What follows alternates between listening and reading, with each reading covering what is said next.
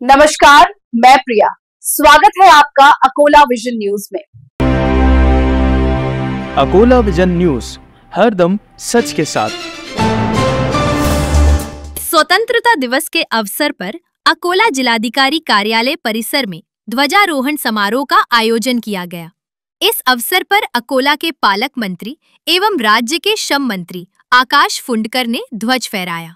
कार्यक्रम में उपस्थित नागरिकों सहित पूरे देशवासियों को आकाश फुंडकर ने स्वतंत्रता दिवस की शुभकामनाएं दी। अपने संबोधन में उन्होंने कहा कि वर्ष 2047 तक महाराष्ट्र को आत्मनिर्भर, समृद्ध, तकनीकी रूप से सक्षम, सामाजिक समता से परिपूर्ण और पर्यावरण के अनुकूल राज्य बनाने के लिए हम सभी को मिलकर अपना योगदान देना होगा। ज्ञात अज्ञात शूरवीरांना, स्वातंत्र्य सैनिकांना आणि थोर देशभक्तांना मी कृतज्ञतेने अभिवादन करतो। हर घर तिरंगा मोहिमेत आज घरोघर तिरंगा फडकत असताना पंतप्रधान नरेंद्रजी मोदी यांनी दिलेला विकसित भारत 2047चा संकल्प अधिक दृढ करणे व त्यानुसार कार्यशील होणे गरजेचे आहे। हा संकल्प 140 कोटी